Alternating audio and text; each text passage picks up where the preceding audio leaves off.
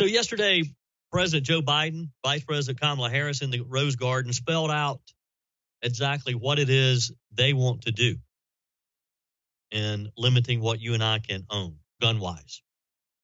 Now, it's a little unclear at this point what exactly he's going to do with the record number of guns that were sold over the past 12 months or so. There have been more background checks these past 12 months or so than any time in history, which you assume people were buying guns for that.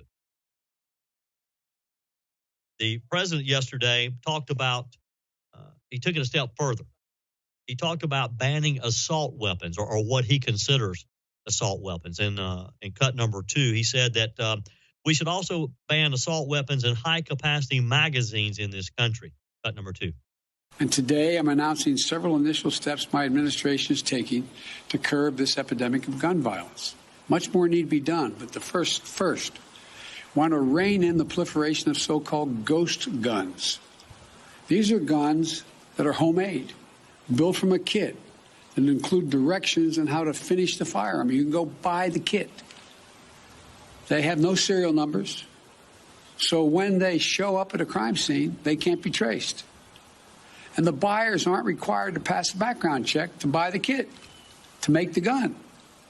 Consequently, anyone from a criminal to a terrorist can buy this kit in as little as 30 minutes, put together a weapon. You know, I want to see these kits treated as firearms under the Gun Control Act. Now, does the president really think that only criminals and terrorists are buying those? He wants to take away your right as an American, as a law-abiding citizen, to not be able to do so. 1-800-655-MIKE, 800-655-6453. Be sure and join us on our live stream at MikeOnline.com. Just click on the Watch Now button. Buck on line 3. Buck, good morning. How are you? Hey, I'm doing well. How about yourself? I'm wonderful. What's on your mind? Well, so I'm a licensed firearms dealer, so I just want to clear up the ghost gun issue. So a ghost gun, it's an 80% lower. It's not a firearm. It's a block of aluminum that's partly finished, and you have to finish it. It's going to take you someone who knows what they're doing. It's going to take 1 to 2 hours to just mill it out because you have to cut the aluminum out, and then it takes specialized parts. You have to have a jig. It's not something that you can finish in 30 minutes like the president suggested. If you're buying an actual receiver, that has a serial number. That has to go through a licensed dealer. It's treated like a firearm. Right. So there is a difference. It's a big block of aluminum. You have to cut it out. And if you mess anything up on it, it's basically done. You're not going to be able to finish it. It's not going to fit any parts or anything like that. It's just trash at that point.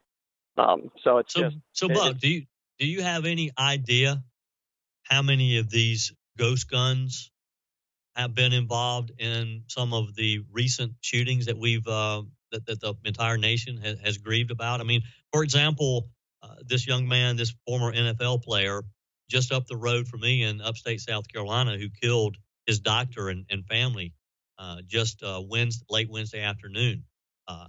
That wasn't a ghost gun. As far as what I'm seeing reported, it was a handgun. There was a shooting yesterday in Texas at a place of work. I mean, any idea how many of these mass shootings that have been talked about would have involved ghost guns? As far as I know, none of them have involved an actual ghost gun. And then, to be honest, it would be easier to just scrape the serial number off of an existing gun. Right. A ghost. I mean, it takes a lot of effort, and if you don't know what you're doing, you're not going to finish it. It's difficult to do. So yeah, it'd just be easier to just get an existing gun, scrape off the serial number, and use that. But yeah, I've never heard of an actual 80% lower receiver that's been turned into a firearm ever be used in an actual crime at this point. I've never seen it. Yeah.